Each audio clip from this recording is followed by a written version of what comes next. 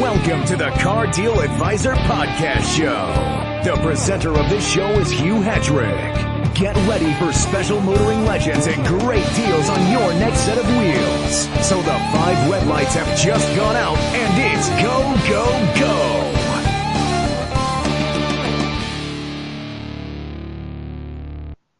Welcome to the Car Deal Advisor Podcast with me, Hugh Hetrick, and my special guest, Jonathan Sutherland. Hello there, Hugh. How are you doing? I'm very well. Thanks again for coming on the show. Oh, you're very welcome. It's a pleasure to be here, as always. Should we tell our listeners about what we've been doing for the last hour?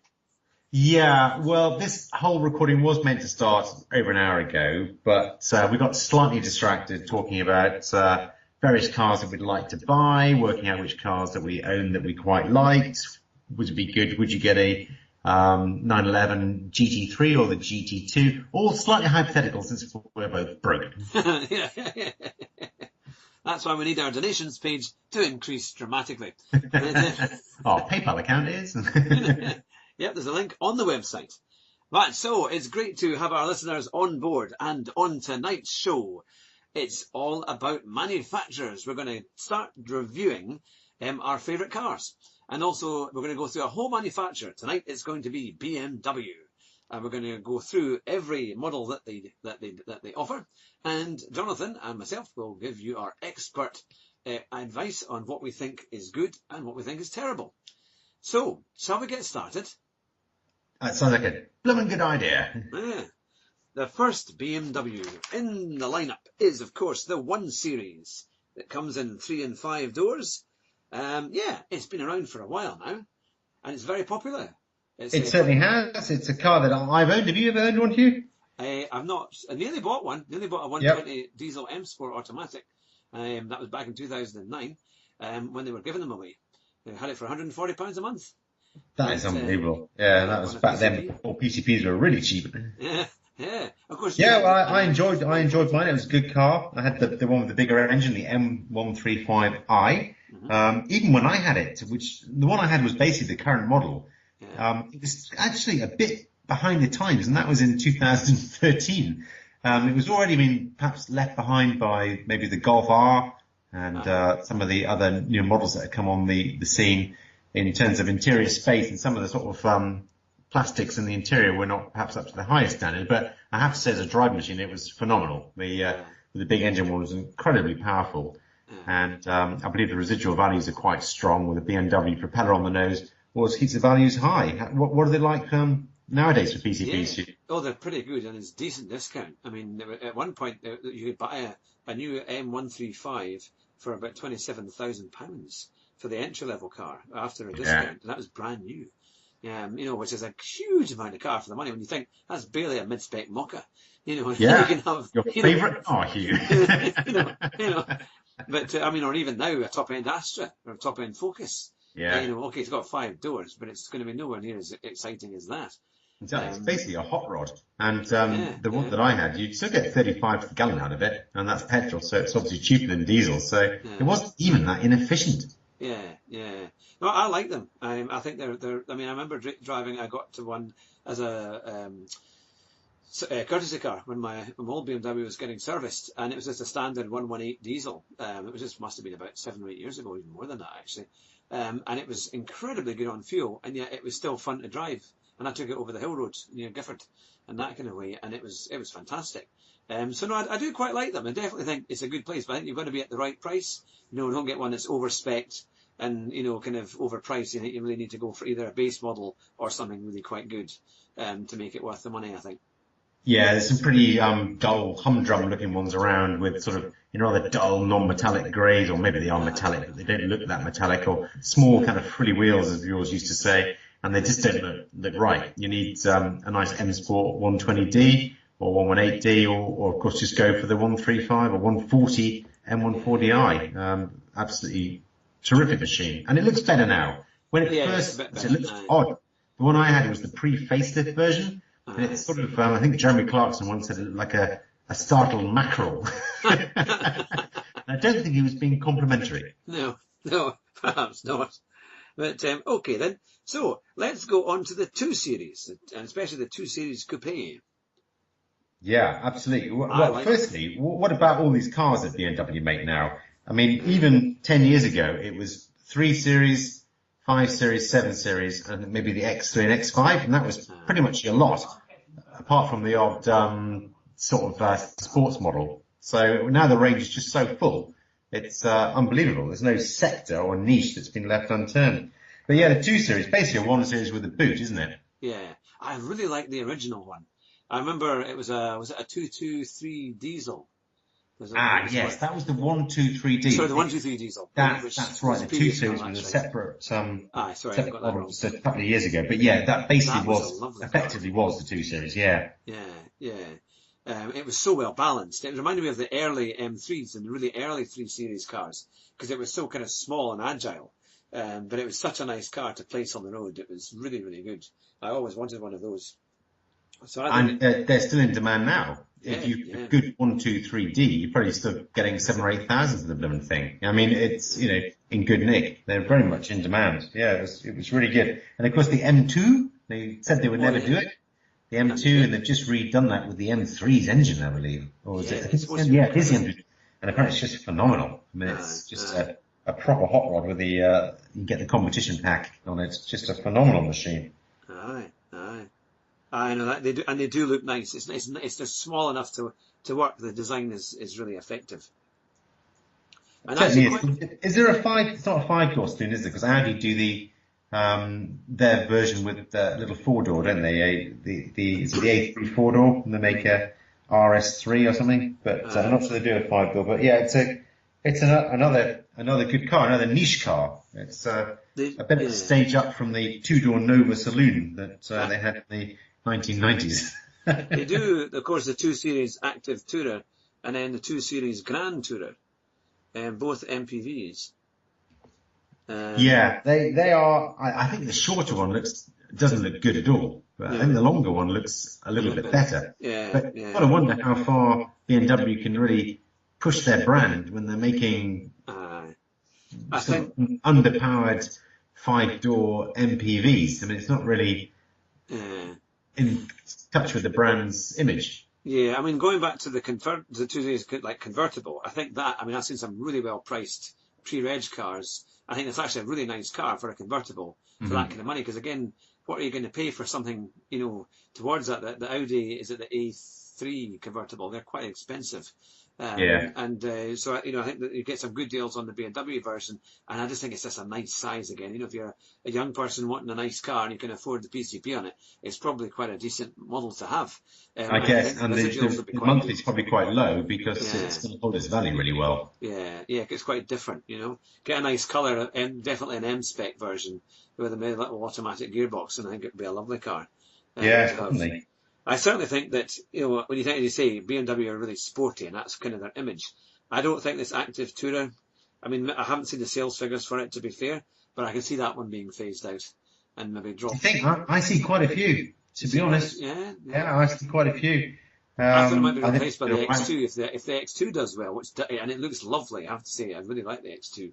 They might maybe just make more adjustments on that to make it more kind of family friendly and more practical. They might do. I tell you what, man, the X2, if there's a car that is spec sensitive, it's the X2. There's one in Edinburgh, and it looks like a non-metallic black, or maybe it's just dirty, and it's got the small standard wheels on it. And I just thought, why would you do that? You bought a car which is a little bit smaller and more compromised than an X1. You paid more for it, and it looks terrible.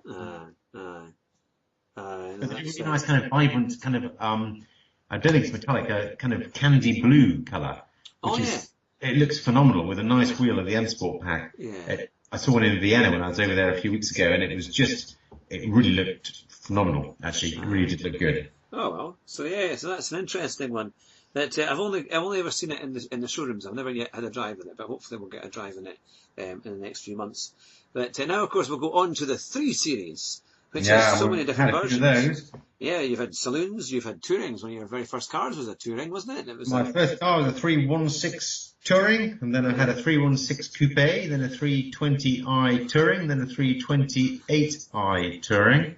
Since then I've had a 335D Touring, and then Mum's got another 335T Touring X-Drive. So had a few of those, and they've all been phenomenal, actually. And I had the very first one, of course, I was the white 318 Touring back in 1989. One of the very first ones that they produced, which was really was a bit of a cut and shut job based on the saloon version. It had the same lights as the saloon, so there's very little room to put your shopping in because they didn't even change the lights at the back. But they've all been terrific, is what I can say. There's not been a dud.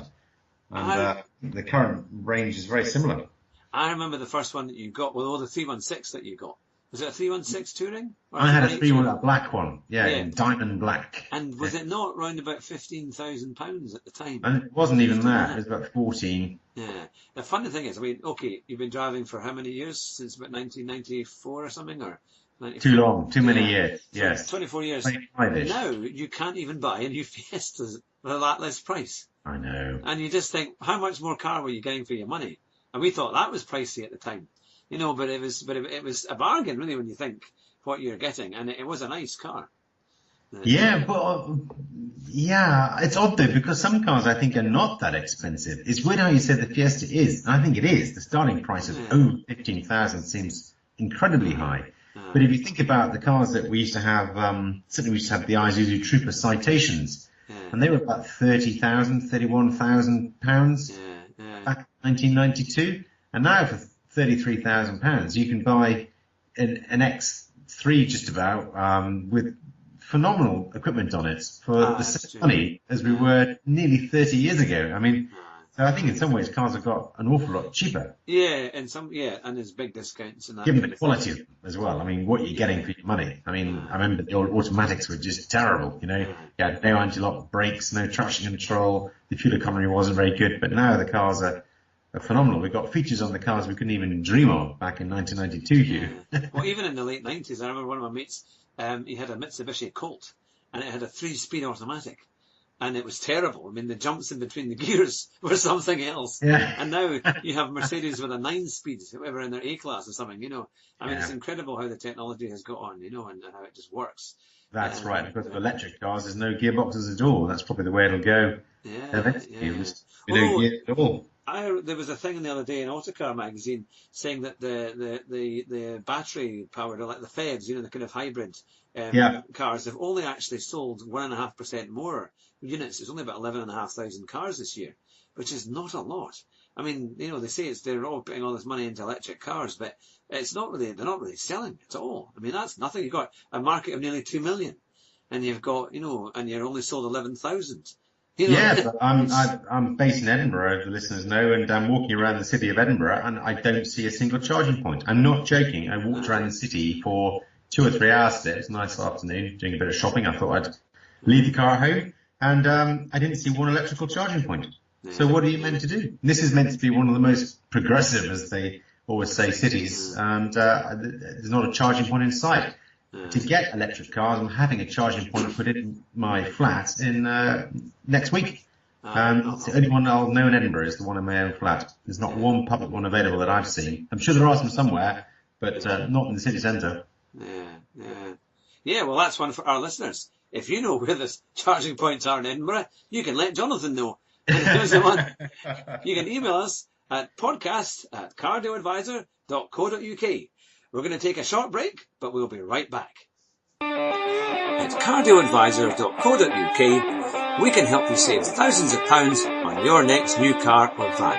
And we can also source second-hand cars as well. And we can save you money on car rental, whether it be in the UK and abroad.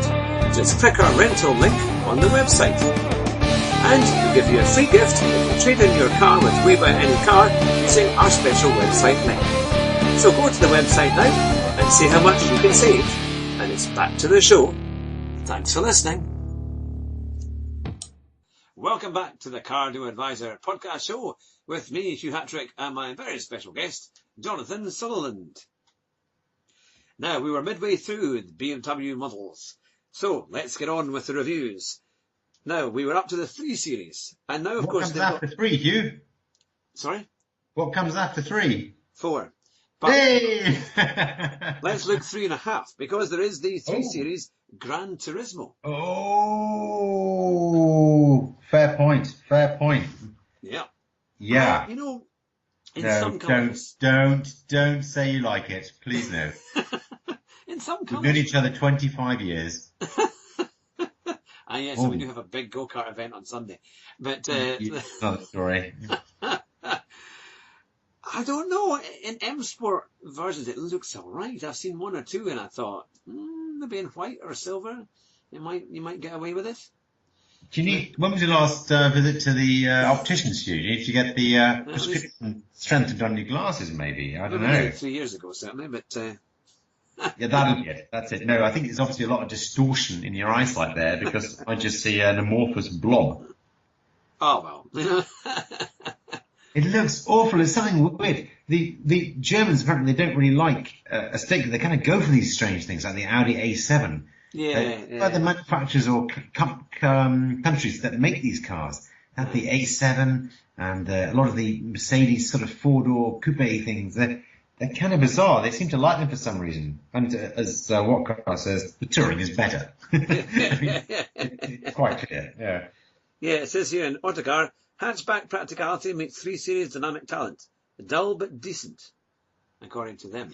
Dull but decent. That's exactly what you want from your BMW. £40,000 Bavarian beast, isn't it? Dull. Okay, let's move swiftly on then. I think we should, yes. On to the 4 Series Coupe, which kind of replaced the 3 Series Coupe. And that was Yes, it's BMW's new naming strategy is to have your practical cars as the odd numbers, so the 1 Series, the 3 Series, the 5 Series. Then the more sporting cars are the 2 Series, the 4 Series, and the 6 Series and the 8 Series. That's the where the 2 Series Active Tourer fits into that, I don't know, because it clearly doesn't. So someone didn't think that one through terribly well. But the 4 Series, basically the 3 Series Coupe, which, I think I've had one of those as well. I mean, they are just 3 Series coupes, that's what they are. So everything that applies to the 3 Series applies to the 4 Series, just with a little less space, but better looks, I would say. And they do the Grand Coupe version of that, which I quite like the Grand Coupe of that. Yeah, it's funny how some things we just disagree on here. I don't like the X4 though. I'm not so keen on the X4. I know that's a bit further on the list, but I'm not quite so keen on that. No, I'm agreed with you on that, but I don't understand how you can like it's a similar kind of style jacked up to the 3 Series Gran Turismo. It looks like a 3 Series Gran Turismo on steroids, really. It's the same body shell, I think, even. Well, very similar. But yeah, I think maybe certain ones I've seen have been in quite good colours and have quite nice again, wheels, massively so it maybe just gives it a chance to look reasonable.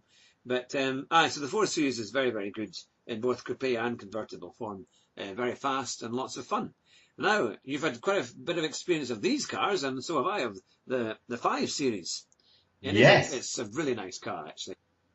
They are, although I'm not, the current one, I don't like the look of it. I don't know, Yeah. I preferred the previous one. Yeah, I think it looks a bit awkward at the front and the back. Oh, well. I think the Audis look much better. The A6, there were two. I sat at Edinburgh Castle on part of my walk, and there was a new 520D Touring parked up there, and next to it was an A6 Avant, and I thought the A6 just looked way better. It looked much better. With lovely wheels and really sharp. They were both M Sport sort of spec, or the BMW M Sport, and the Audi was a S line or whatever they call them. And I thought the Audi looked way better. Yeah, But it's interesting. cars, I mean, very good cars and massive discounts. Oh, huge amounts. Over £10,000 and £12,000 off an A6 Avant, Mind you, there's quite decent money off a 5 Series too. I thought you were talking about the 5 Series. So, I mean, what sort of monthly would you be able to put, say, a 520D X-Drive on the road for M Sport? Oh, you've caught me out on that one. That was not fair. No, but are the deals on them? I mean, there are deals. No, give me 2 seconds. Because certainly heading down towards the dealerships, I often do, wasting time on car dealership websites. Peter Vardy's in Edinburgh always have phenomenal discounts on them. Yeah, the PCPs are very strong. Absolutely. I mean, the new 530Ds are about the same money as 330Ds, and they're a newer model. And I thought I was misreading it, but it does seem to be the case that there's good deals out there. 5 Series Saloon, here we are. Yeah. We've got one here, the 520 diesel 190 M Sport automatic on a 3-year 6+35 for just £330 and 38 pence plus VAT per month. Yeah, it's which not is bad, pretty good is it? going. Yeah, it's pretty good going, really. For what I mean, it's a huge amount of car for the money, and it's a lovely car, really nice car. You know, you're not going to be disappointed with that. No, not at all. And you've got the 518 is back. Remember when they made the 518 Yes, back in the yeah. It just feels a little bit undernourished, doesn't it? But I guess it's for the fleet buyers, but that's coming in at, I guess it has a list price of under £40,000. So for some people that don't want to pay the higher car tax, it might make sense for them. Yeah. But no, cars are so cheap just now, but we'll get to that in a little while. But yeah, so it's, let's see what we can do here. I'll get back to the BMWs. So the 5 Series are incredibly cheap, no doubt about it, and very, very good value for what they are. In fact, that's one of the cheapest deals I've seen in a while.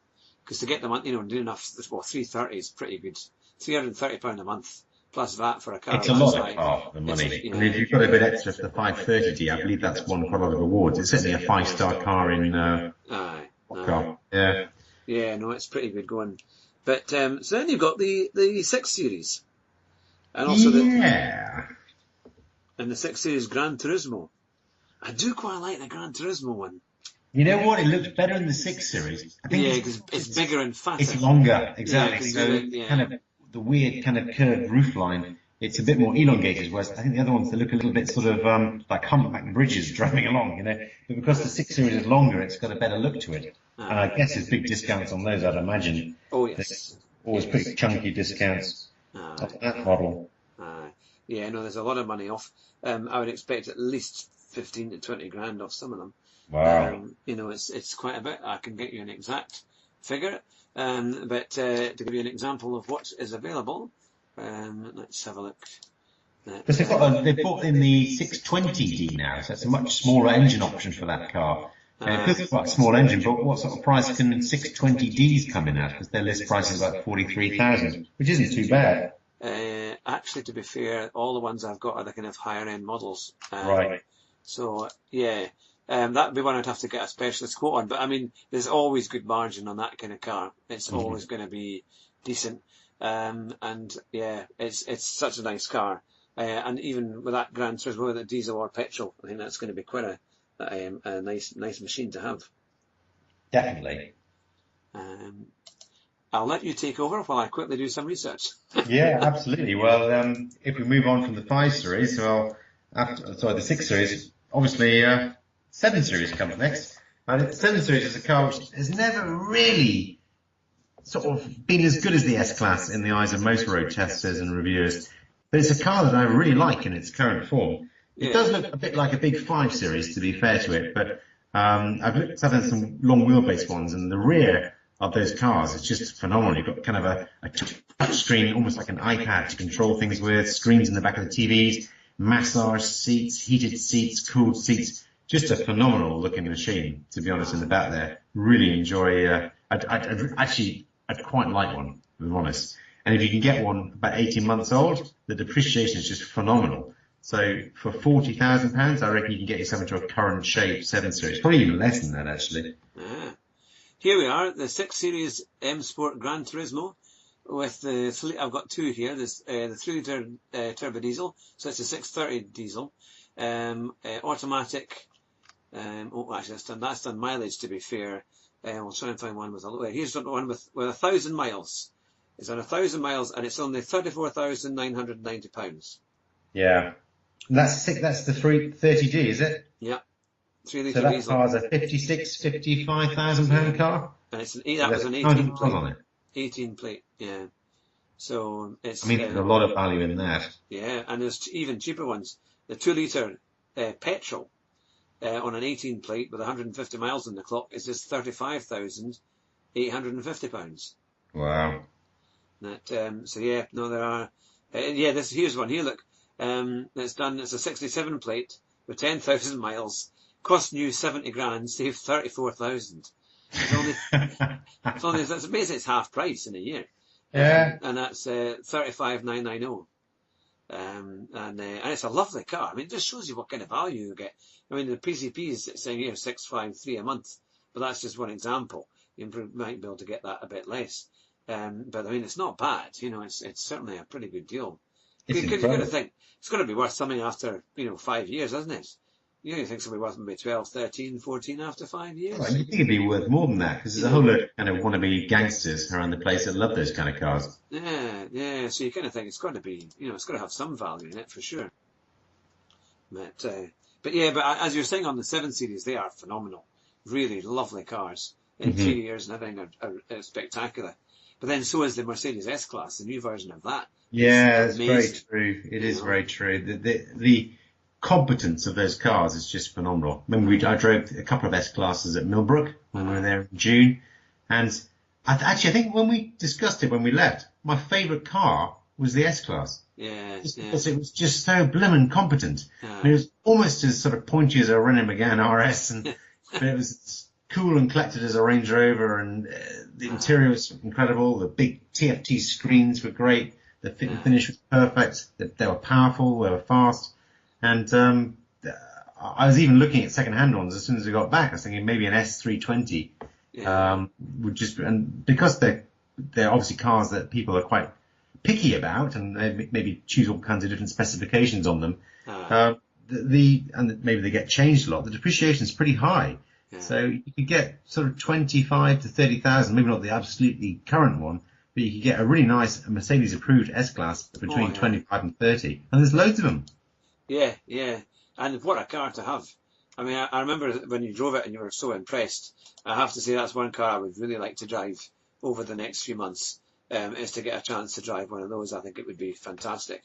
But and as you say, there's phenomenal deals on them. Yeah, I mean, you can save even for example, here's an S350 diesel L, so it's a long wheelbase, the AMG line with the 9-speed automatic.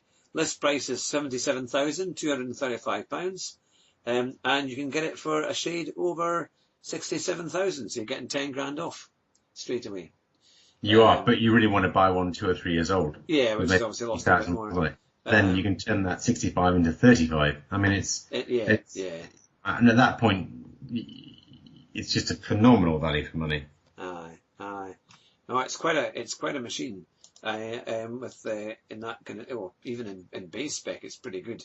We can't really say there's a base spec Mercedes-Benz S-Class because it's got more technology than pretty much all cars put together.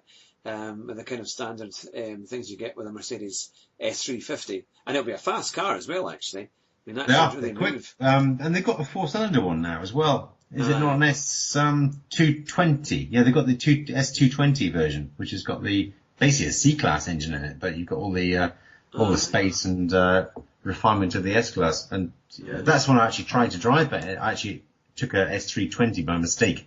It would have been good to drive the 4-cylinder one just to see what it was like. Aye. But But no, that was it was certainly it's a lovely car for sure. Definitely one to put on your shopping list if you can. Now we've got the 8 Series as well, because that's just been real. I haven't ever seen one. No, neither have I. The 2-door coupe. But I mean, it starts off at £76,000. It gets a good write-up according to Autocar. But then you want the 850i X-Drive, don't you? You want the 530 brake horsepower one, 0 to 60 in 3.7 seconds. That's the one you want. Aye, definitely. So that's one that it must have literally just come out, I think.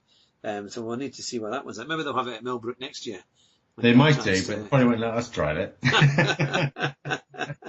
Turn up with your race suit and your helmet. That's right, your Sparko boots. Yeah, so you're a professional. But there we go. So now we're into the X version cars. The X1, the X2, X3, X4, X5, X6, and then there's going to be an X7, isn't there? An X7, absolutely. So is that every number? 1, 2, 3, 4, 5, 6, 7, 8. It is. Yeah, there's no 8, sorry, but as far as 7, they all have their own SUV, which I suppose makes sense. And again, it's just staggering the number of models that BMW have. Yeah. This segment that these big German companies don't have covered. One niche left unturned, if that's not mixed metaphors. Well, the X1, I quite like it. I can see it's a sort of family favourite, isn't it? Yes, they are very popular. Big on the Motability list as well. A lot of people. Yeah, I bet they are. But the X2 is one of my favourite looking cars at the moment. I think that's a really nice looking car. And some quite good deals on them, actually. There's, reasonable savings. And I think it's a car that will, hold its value relatively well. It is, but you've got to get the right spec. Aye, that's for sure. X3. Now, the old one was really quite bad, but the new one is an awful lot better. It is. It's a step change. Yeah, they do look quite nice. And they start out at nearly £40,000. Exactly. I mean, this car is not a cheap car anymore. You think the X3, to me, I'm thinking sort of 25 to 30 starting point. Yeah, that's what you think. Them in listings. And, well, is the one less than, the basic 2-litre one, SE, which no one's going to buy because it's going to look terrible, is 39,000. Yeah. So to get any kind of spec, you're looking at 43, 44, 45, something like that. And you can get like a Jaguar F-Pace R Sport for not much more money than an entry-level BMW X3. So, But the thing is, it'll be really good. I don't know what the Jag's like, and it's quite good, isn't it? The F-Pace is good. F-Pace is pretty good. Yeah. But it's old now. It's been out, for 2 or 3 years? Yeah. Maybe they can do an update, but the X3s are just, there's dealers everywhere, there's always good PCPs, always incentives from the main dealers, and you can see how they sell them. It seems like 5 stars. Pile them high and sell them cheap, I know, it really is BMW these days, isn't it? As people say, prestige is dead. Yeah. It's quite a thing. Now, will we go on to the X5? Because that was interesting. We've had a bit of a history with that car, haven't we? We drove one of the first ones that ever came out. The V8 version. It X-Reg? I think it was something Millennium car, wasn't it? Yeah, about 2000 was that when it was introduced. It was one of the first ones. It was maybe the first one I'd ever seen. Was car that I cancelled a date for. Yeah. That is dedication to your profession. Cancelling dates to drive performance SUVs. But what it was a date with a great car. That's for sure. I don't know if I regret that. That might be a 50-50 on that one. Your wife is nearby. You got to be careful what you say. You don't regret anything in your life. I remember going down, and I mean, we must have been that old, Hugh. We must have been in our really early 20s. We'd have been about 23, 22, yeah. So we turned up, fresh-faced youths, and picked up this brand new BMW X5, and then we went to your mum's car, didn't we? Because I couldn't have gone in an old Volkswagen Polo or whatever I had at the time. Took the old 540 down. It wasn't old then; it was the new 540 down, and picked it up. Had the same engine, but for some reason, in the X5, that 4.4 litre V8, I think it was tuned differently, or the Americans must, because they're obviously built in South Carolina. They always have been. The factory was pretty new back then. But for some reason, the Americans obviously like the straight through exhaust or something, and that V8 just sounded phenomenal. And I remember accelerating onto the Western Bypass in Newcastle, and it was like days of thunder. Couldn't not accelerate. We turned the lights off. Remember, there was that thing when you turned the lights off, and we couldn't figure out what the light switch was or something. Yes. You knocked the lights off. That's right. I ended up with the lights off, going about 90. It was 90 kilometres now. 90 kilometres now, which is completely legal in the UK. It's a black SUV with black leather with the lights off. We took it up coast to some of the coastal towns in Northumberland, and no one had seen anything like it. I mean, it was just turning heads, wasn't it? And you had to go, and there were some interesting manoeuvres, because it's sea houses, I remember that, and we almost took out Mavis. Then you just said, I feel invincible. I was like, can I get out, please? It was an amazing machine, absolutely amazing machine. It's, it just set a trend that nothing else could touch. I mean, that came out, and then of course the new Range Rover came out at the time, and so that was kind of they just were two phenomenal SUVs. And that's right. Well, the Range Rover would be 2 or 3 years later, and that wasn't as good to drive as the X5. It was a heavier, more sedate car. It had the same engine, of course, but it was because it was owned by BMW, wasn't it, at that time? They were both owned by the same company, I think. Great cars, and I don't know why. I think the later models of X5 never really had the extent of the first one. I suppose it had been done by then, but the first one, it was clearly, it looked a little bit awkward, and it was obviously kind of something that Skunk Works had come up with, the special version had been working away in a shed, all the weird engineers that they don't let loose normally. They put together this rather odd-looking thing that I think was based on a 5 Series. Maybe even the previous 5 Series, the one that we had. And it didn't quite look completely right, but it had character. And it was different. And it kind of had soul. And maybe the new ones don't have that. They're thoroughly competent, but they're much more commonplace. Yeah, no, I think that's the thing. So, how about the X6? Yeah, again, I think we might disagree on this. For me, the X6 is kind of a bit of a gangster's car. Yeah, it does. I nearly got to drive a V12 one once when they did. Again, that was during the recession time, about 2010, 2011. Because my mother was offered a phenomenal deal on one. Like, we were looking about 30 grand off, and it had done about 4,000 miles. But the battery had gone flat, so we couldn't drive that one, and we had to drive a diesel, which wasn't anywhere near as fun. But maybe a V8, I think. I don't know. They put the V12 was it a in V8 turbo or something? It was quite a the X6M was a V8 twin turbo, I think. Right. Then that's what it was. It was, it's 500 plus brake horsepower, but it wasn't 8 on a 12. But yeah, so no, that was quite a machine. But it does have that kind of look to it, like an enhanced car. But yeah, interesting. I just don't know if it's worth the money though. I think that there's 61,000. Are they a lot more than the X5? There's 61,000. Yeah, about $4,000 more than a new X5. Yeah. Mind you, the X5, the new X5 is starting at 50 something. 57.5, yeah. Goes up to 97,000. I mean, an X4 is 43, going up to 55. So who's buying these cars? Either. But now you've got experience of the next car, which is the BMW i3. What do you think of that? Yes, it's a car that I've done a bit of driving around in. Well, it comes in 2 forms. It's a range extender version, and you can get a pure electric one. But from the middle of next year, it's only available as pure electric. They're taking away the range extender option, which is, I think it's a controversial move, but I suppose it makes it back into a pure electric car, I suppose. But with the paucity of charging points around the UK, I'm not sure it's going to be so good for their sales, actually, but they said they put a slightly better battery on it, but the security of the petrol engine was always pretty good. Yeah, so it's a range extender. It is a fully electric car. When it's not running in electric mode, the range extender is a 2-cylinder engine, which just produces electricity, and then the electricity powers the motor. So it's not a hybrid as such. It's pure electric with a range extender function. That's for Californian rules. It has to be that way. It's fun. It's been around a while now. I mean, it's must have been launched, 5 or 6 years ago, I suppose. 2013, something like that, the first ones came out. It's quite a startling design, isn't it? It's quite very different to look at. It really is. As an electric car should be, it looks different because the layout's different. The batteries are all under the floor. It doesn't need a long nose, so you want to try and get an aerodynamic design and a light design.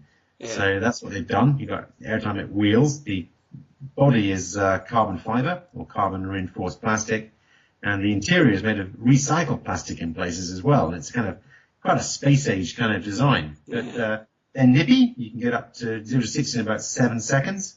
And you get electric ranges around about 85 to 90 miles. And no, maybe a bit more than that, actually. A bit more than that. And maybe about 100 miles on the range extender. Oh, that's quite good. A total mileage distance with both the battery full and the range extender petrol tank full is probably around about 180 to 200 miles. Right, okay. Oh, well, so that's quite good. Now, the last car in the range that we have here is the i8, a car that we've both driven. And I have to say, I loved it. I thought the engine sound was amazing. It was that was at Millbrook a couple of years ago, and it was just, I would have really quite liked to have driven home in that. It was really nice. It was quick, it was fun, and it felt like a proper, supercar. A nice car. It's a bit different. It's a 3-cylinder engine, so a lot of the noise that you hear is actually a bit synthetic. But it almost doesn't matter. It doesn't really matter because it just sounds so good. Yeah, a real rasp it. A good friend of mine had an i8. We went out car shopping. He had a bit of money, more than me, and we were at the Porsche dealer, and we just went, nah. The new 991, we just didn't. It just was too like other Porsches that we'd had before. So we thought, no, it's time to move on. So we went down the road to an independent BMW dealer who had this white i8 sitting in there, 64 plate one. And we took it for a drive, and my mate just said, I'll take it. I was like, oh, right, okay, that's a decision made. Serious cash. Yeah, exactly. So he went to pick it up, and he really enjoyed it. 4-wheel drive, it doesn't feel too big on the road. It's really easy to place on the small roads around Sussex. It was easy to drive. But in the last few months of its warranty, it had a massive electrical problem. The interface between the charging points and the battery and the control systems that control the battery all went wrong on the car. And it was, I think, £18,000 repair. Goodness. And it was just about to go to warranty. And my mate he lost his confidence then, because if he'd had that car and it had cost him £18,000, he wouldn't have been happy. So he got rid of it at that point and bought Teslas. All right. Plural. All right. Oh, well, my goodness. That's, because they're quite hard to get, Tesla. But yeah, well, that's an interesting roundup of the BMW models that are available on the UK roads. But let us know what you think for all our listeners. You can email us at podcast@cardioadvisor.co.uk, and we're just going to go to a very short break. For more information, go to cardioadvisor.co.uk, and you can see all the special offers that we have on the website. And remember, we have our YouTube channel, which is at Hugh Hatrick, and also we have our podcast on Podbean, on iTunes, SoundCloud, and Anchor FM. And if you like what you hear, please like and subscribe to our shows, or you can donate every month for just £1. Thanks for listening, and we'll speak to you soon. Bye-bye. And welcome back to the Cardio Advisor podcast show with me, Hugh Hatrick, and my very special guest, Jonathan Sutherland. So we've finished our roundup of the BMW models. And then the next podcast, I think we should do maybe Audi. Audi might be quite a good. It's a very popular make. And I'm sure we could do Land Rover. And we'll get inundated with complaints about breakdowns and everything else on your standard Land Rover. They're so nice, but they do tend to fare rather poorly when it comes to reliability. Although you were saying actually that Volvo is simply the worst. Was it with the XC90 is one of the most unreliable cars on the road today? Well, it does seem to be. It has a very bad reputation for reliability. This was just from the Daily Mail, so I don't know how true it is. It had quite a funny article. It wasn't the worst. The worst was a Range Rover Sport diesel. And the article said, the only thing worse than spending £60,000 on an unreliable SUV is spending £85,000 on an unreliable SUV. I don't know why I thought Volvo had a reputation for reliability, but it seems the XC90 seems to have a few problems there. Yeah. Because, normally Volvo got quite a good reputation for, building strong, tough, and pretty reliable cars. I think they've had, on the years gone by, they've had Renault engines, they've had all sorts, and they've managed quite well. But obviously now it's Chinese ownership, isn't it? Before when it was sold off from Ford. Indeed. Yeah, but we'll have to see how that goes, as to hopefully they improve. Because they've got some lovely lineups, and we'll definitely do the whole Volvo manufacturer range to see what it's like, because there's quite a few of them out now, and we can see what that's like. So now you were saying that you had watched the Grand Prix, because that's the other big event of the last couple of days. Absolutely, I thought it was hilarious. It was very funny. It only cemented the fact that Max Verstappen is my favourite Grand Prix driver now of all time, I think, just about. He's just hilarious. And he couldn't accept what happened. For those of you who didn't see it, Verstappen did brilliantly. He got past, the car was just working really well in its tyres. And he managed to get past all the Ferraris and the Mercedes-Benz, and was leading really quite comfortably until a back marker, Ocon, is it Emmanuel Ocon? Yeah. It was Esteban Ocon, yeah. Esteban. In the He decided to unlap himself and put his car up the inside of Verstappen on the first corner or second corner, depending on how you look at it, at Interlagos in Brazil. And they both spun off. Yeah, they clashed together, and that was it. That's right. To say Verstappen was not happy was an understatement, wasn't it, Hugh? Yeah. Oh, it was brilliant. And in the end, when the race finished, and of course Hamilton won by about a second and a half, so it was a great kind of victory for him. Secured the 5th world title for the constructors for Mercedes, But poor old Verstappen had a bit of a kind of, not quite a fisticuffs with Ocon in the weigh room, but he certainly started pushing him around. And of course, he's had to do 2 days public service because he was hauled in front of the stewards not long afterwards, when they said, you can't do that. That's right. So Some yeah, good he's had things to on do. the internet of Max Verstappen going around sweeping gravel on some of the corners. People have got marshals and put his face on. It's really very funny. But he did push Ocon a bit, to be fair. It probably wasn't quite right what he did down there. When I saw it, I actually thought, I mean, all the commentators were saying that, Ocon should have got out the way, but he was kind of neck and neck with him. I mean, I think Verstappen did shut the door coming into the right-hand bend of the Senna S's and that. But yeah, so I thought it was maybe not quite as much Ocon's fault as they kind of were saying. But no, I agree. I agree with you entirely. I think he was, and Hamilton was very dismissive of Verstappen in the room before they go on the podium, wasn't he? I don't know whether you heard what he said. Verstappen was complaining about what had happened, and Hamilton just said he's got a right to unlap himself. You had more to lose, and he turned away. I don't know whether you saw that, and that was Hamilton just sort of slapping him down slightly. I think, in other words, I'm the boss around here. Don't come whinging to me. It was very good. It's interesting, isn't it? Because I mean, Verstappen is very, very good. I mean, an awful lot better than his father was. He's proven that he can win races and do quite well. But I just don't know if he's as good as some of the others, like Hamilton. I mean, even in the same car, I think he's more likely to make mistakes or maybe just be a bit too aggressive. And I just don't know if he maybe takes more out of his car than he should do. And also, I mean, earlier on in the year when he was having huge fights with Ricciardo. I mean, they quite often clashed. Was it at Baku, in Azerbaijan and others, so they've had quite a few comings together. In fact, they came together, where was it? It was in, what was one of the recent races? Was it? No, it wasn't Singapore. I'm trying to remember where they came together. And they were both out. Maybe it was Japan. Or one of the ones where they were attacking each other. But yeah, so it was certainly, they've had quite a few clashes, but I mean, Hamilton has just done amazingly well this year. Really just, and won races he never should have won, through the poor strategy from Ferrari. But Hamilton just kept going. Of course, Vettel kept crashing into people and had all sorts of incidents as well. Vettel's had a terrible year. It's like he wasn't concentrating. Yeah. When you watch him drive, it's like he's texting at the same time or something. He just seems to bump into people or misjudge things, doesn't he, all the time? So many spins he's had. He's spun about 3 times in 3 races, isn't he? It was extraordinary. Because he started well. Hamilton's just absolutely been totally concentrating, totally focused, and to be honest, I never really thought he wasn't going to win the championship. After the mid-season, it was just Hamilton all the way.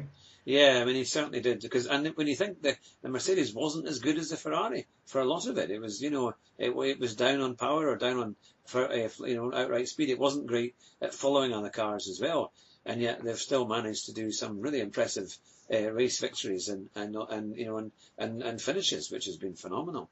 But so I think we're looking forward to Abu Dhabi in a week's time, and looking forward to our go-karting event on Sunday. That should be fun. Yeah, I was just thinking about that actually. Obviously, I'm completely over what happened in 1993 in February 1993 in the kart track at Lanzarote when you took me out, Hugh. Yeah, that's right. I was at least, well, okay, that's not a good example. I was going to say it's like Ocon and Verstappen, but you just said it wasn't Ocon's fault. So you said Verstappen had more to lose. So and I was definitely more alongside you than Ocon was alongside Verstappen. I was pretty much through, and that door was just slammed in my face. I didn't even hear. I felt a little nudge, but that's all I felt. And then off I just carried on because there was no problem. And then I realised that you weren't behind me, and you weren't in front of me. And then when I came round the next lap, you were standing up outside of your car, shaking your fist. Shaking my fist at you. That's right. Oh, it was funny, and I really couldn't figure out what had happened until eventually we came in. Said like that night back in the hotel, that's for sure. Yeah, it was pretty silent of a supper. Yeah, that was very funny. And even your mum said, "Look, you have to just talk to him." It was funny, over our spaghetti bolognese. I'm not talking to him. He was wrong. The steward did nothing. So it should be fun. It'll be a good laugh. It'll be all our kind of friends from Longridge will be there, so it should be a laugh. Exactly, and the tracks these days are marshaled much, much better. Yeah. So if anything like that happens again, you'll be in for a penalty. I mean, that'll be it. You can't get away with that again. Not that I've let it bother me for the last 20 years. That's only been 25 years. 25 years, yeah. Yeah. Oh, it should be good fun. It should be good fun. Well, look, it's been an absolute laugh to do the podcast with you tonight. Thank you very much for taking part, and thanks to our listeners. You've been listening to the Cardio Advisor podcast show with me, Hugh Hatrick, and my special guest, Jonathan Sutherland. Bye just now.